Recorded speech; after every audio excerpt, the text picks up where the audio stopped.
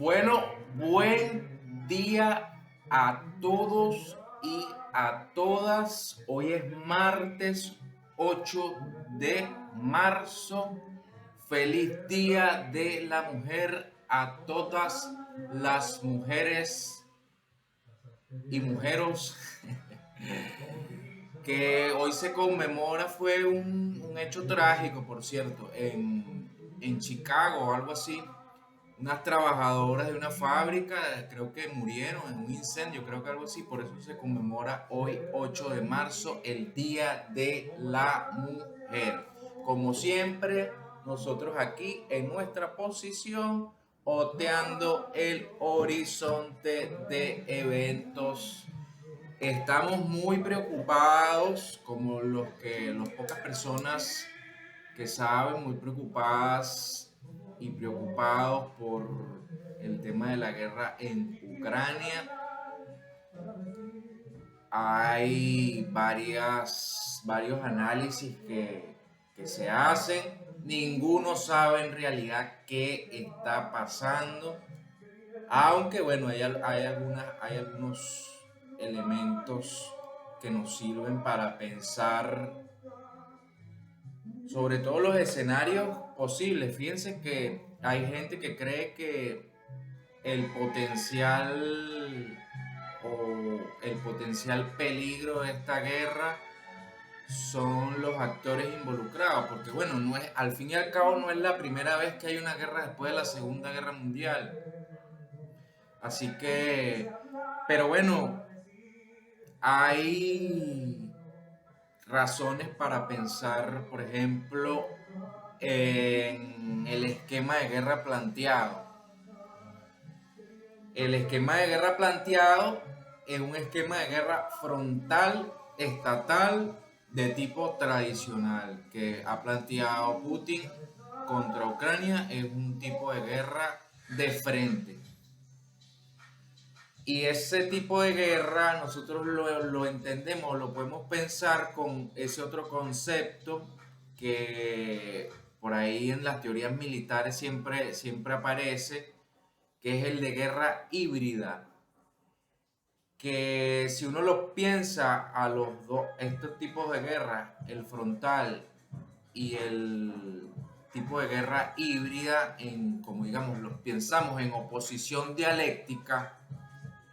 Podemos decir que el tipo de guerra frontal que está planteando Putin en Ucrania, en cierto sentido, se podría oponer a un tipo de guerra, lo que llaman híbrido, que en realidad es un esquema de guerra soft o suave, en el que se utilizan otras variables y no se utiliza, digamos, artillería frontal contra un Estado. No sé si me estoy explicando bien y yo no soy, digamos, no es mi intención tampoco ahondar ni ser experto en guerra híbrida, pero lo que se llama guerra híbrida o lo que entendemos por guerra híbrida es una suerte de tercerización del conflicto.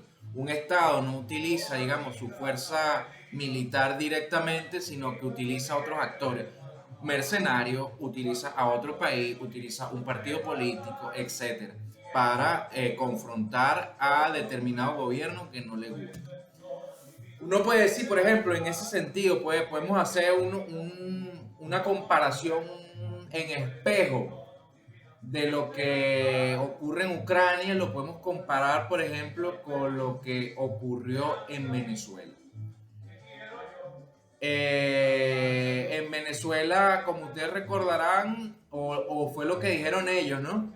Porque en verdad nunca supimos muy bien. En el 2018, a finales, o el 2019, no recuerdo exactamente la fecha, ocurrió una incursión militar tercerizada que se dijo después. Sacaron unos contratos, contrataron a unos mercenarios, habían unas personas, unos venezolanos también, pero era una operación militar no solo indirecta, sino muy pequeña en comparación con lo que está pasando en Ucrania. Lo que tenían eran unas lanchas y unas camionetas picó artilladas. Eso era lo único que tenían. Y eso fue lo único que mostraron.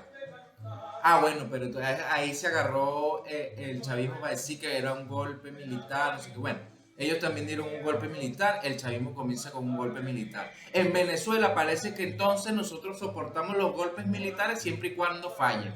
Es un chiste, pero expresa una realidad. Expresa una realidad. Entonces, bueno, este tema de esquema de guerra tercerizado o de esquema de guerra híbrida en oposición a este tema de la guerra frontal y directa entre un estado y otro, pues bueno, ahí están las consecuencias. No sabemos el costo en muertos que está teniendo esa guerra en Ucrania todavía. Hay diferentes cifras, pero es un costo alto. Y lo que está haciendo Occidente es haciendo que el costo de Estados Unidos principalmente y Europa, lo que está haciendo es que el costo de la guerra para Putin sea realmente alto. Entonces uno piensa, ¿no? Aquí, escenario, ¿qué hubiese pasado si Donald Trump, porque ese golpe Gedeón se dio durante el gobierno de Donald Trump, Guaidó muy hábilmente y todos los demócratas de Venezuela nos despegamos de eso. Nos despegamos de eso. Que se estudió la posibilidad, que tal, no sé qué, que las opciones estaban planteadas sobre la mesa, está bien. Pero nadie apoyó eso. Muy bien, ahí. Entonces, ¿qué hubiese pasado, por ejemplo, si Donald Trump hubiese dado un golpe estatal militar directo? ¿Qué hubiese pasado?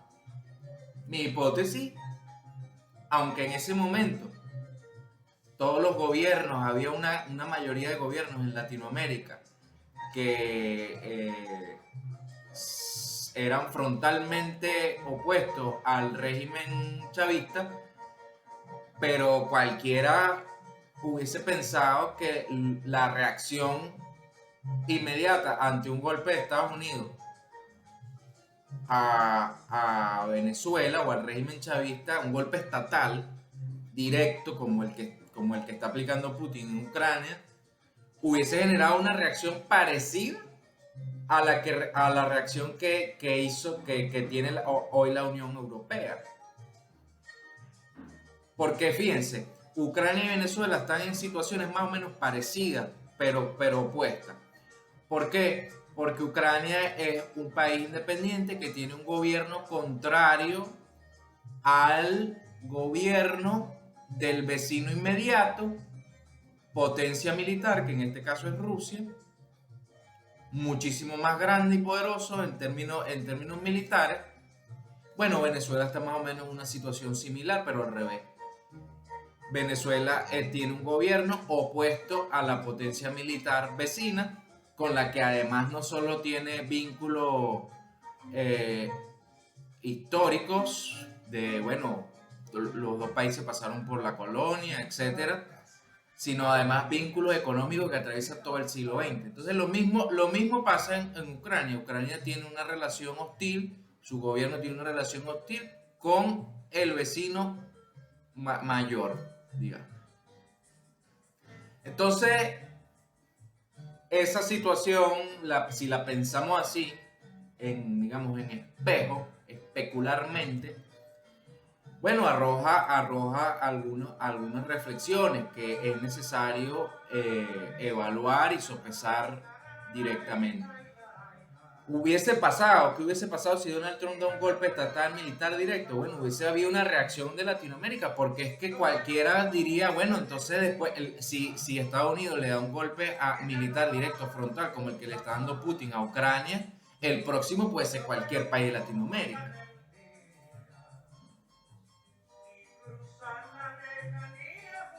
Entonces hubiésemos traído la guerra a nuestra región, muy cerca de nuestra región, cosa que desde las guerras civiles latinoamericanas eso no ocurre, desde las guerras de la colonia, y bueno, una fuente de inestabilidad impredecible para esta región del mundo. En su lugar entonces, fíjense lo que está pasando ahora. En su lugar entonces, en un movimiento completamente inesperado para todos, la administración de Joe Biden está proponiéndole al régimen chavista volver a conectar o establecer el vínculo económico centenario, porque es un vínculo económico centenario, el del petróleo entre Estados Unidos y Venezuela, porque ya lo hablamos en un video, por cierto, el tema de la dependencia, el tema de la especialización. Venezuela se especializó en petróleo durante el siglo XX, eso produjo una cantidad de dinero enorme, esa cantidad de dinero enorme produjo un estado en los 70 con Carlos Andrés muy grande, con un nivel de gasto muy grande, que después no se pudo sostener ese estado. Después cuando Carlos Andrés intenta achicar ese estado, Chávez le da un golpe, ahí comienza el chavismo. Entonces, están pasando cosas, se está moviendo la estructura, no solo geopolítica del mundo, se están moviendo las estructuras económicas, las arterias que conectan al mundo globalizado, las arterias energéticas, y en esas arterias fluye petróleo, básicamente, petróleo e información, porque las otras arterias son la fibra óptica, por donde se mueve la información. El petróleo mueve mercancía, mueve seres humanos, acorta las distancias. El internet mueve información, mueve data en segundos. Entonces, lo que llaman globalización es una herencia de estas dos tecnologías, o de primero el petróleo, que acortó las distancias, este combustible, y estas máquinas que consumen este combustible que acortaron las distancias en el mundo, y después el internet, esta red de fibra óptica y de información que se extendió por todo el mundo. Entonces esa red es sumamente compleja. Fíjense la posición de Alemania ahora en Europa. Toda Europa, por supuesto, razonablemente tiene miedo o teme no poder detener una guerra rusa. Porque si así invade directamente Ucrania con un golpe estatal directo, los europeos dirán, bueno, los próximos somos nosotros. Pero al mismo tiempo, la posición de Alemania, por ejemplo, el nuevo canciller Olaf Scholz dijo, bueno, ¿sabes qué? Se acabó esto, vamos a empezar a invertir plata en armas. Que Alemania se había mantenido, digamos, en una situación de que no aumentaban el gasto militar, bueno, por la Segunda Guerra Mundial y toda la historia alemana. Y ahora entonces dijeron, le vamos a meter 100 mil millones de dólares, 100 mil millones de euros. Un documento del Ministerio de Defensa argentino calculaba que para el 2019 Rusia estaba invirtiendo 65 mil millones de dólares. China, si mal no recuerdo, 300 mil millones de dólares. Estados Unidos como 600 mil millones de dólares, o 900 mil millones, una cosa así. Una cantidad de dinero. Entonces Alemania está invirtiendo esa cantidad de dinero en armas, pero al mismo tiempo depende de la energía y del gas y del petróleo que le suministra Rusia. Entonces ahí estaban las noticias ayer. Bueno, ¿qué es lo que se está planteando ahora? Lo que está planteando Biden es un embargo al petróleo y al gas ruso.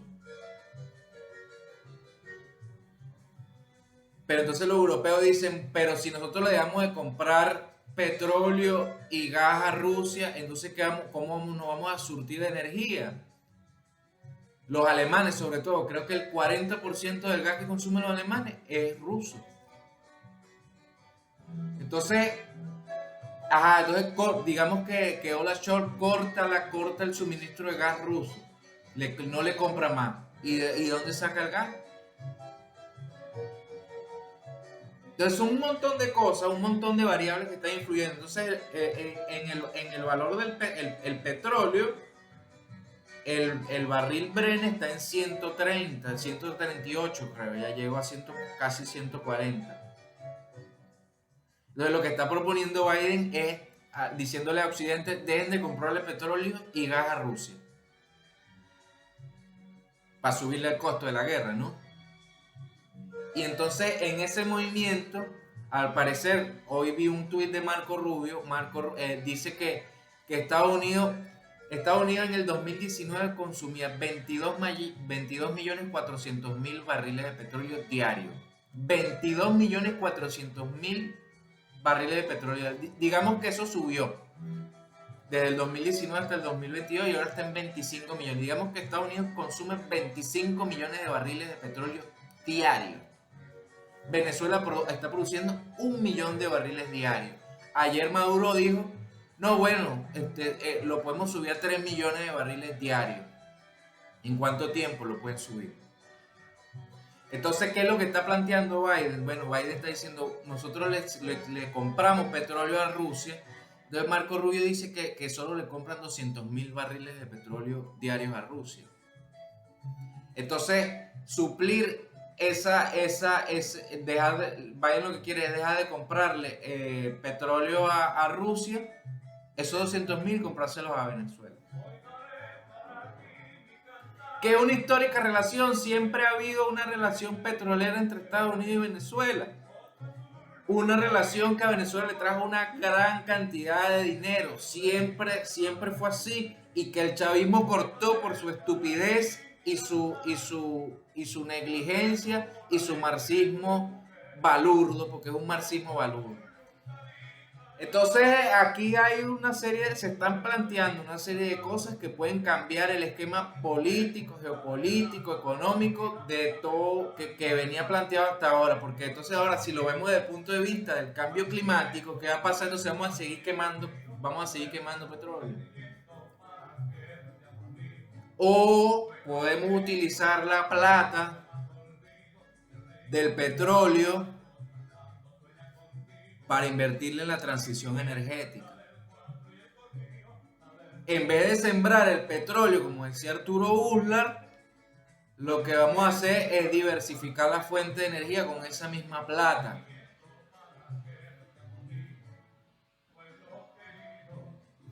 Porque es que a Estados Unidos tú le dices, porque hay como un mito, ¿no? Yo no sé si eso es verdad o eso es mentira. El mito es que Estados Unidos siempre se guarda petróleo porque no quiere gastar su petróleo en caso de que haya, por ejemplo, un caso como este, pues. Una guerra, una escasez, que dejen de vender o suba el precio demasiado. Entonces, eso yo no sé si es un mito, si es verdad. Entonces están diciendo, bueno, Estados Unidos suelta el petróleo. ¿Cómo controlan el precio? Bueno, metiendo más oferta de petróleo en el mercado. Pero la realidad es que, por ejemplo, a Estados Unidos le importa menos desprenderse de dólares que de petróleo, porque ellos tienen la máquina de hacer dólares. ¿Y a dónde van? ¿Dónde pueden ir esos dólares? Bueno, a Latinoamérica. Que vengan a Latinoamérica esos dólares.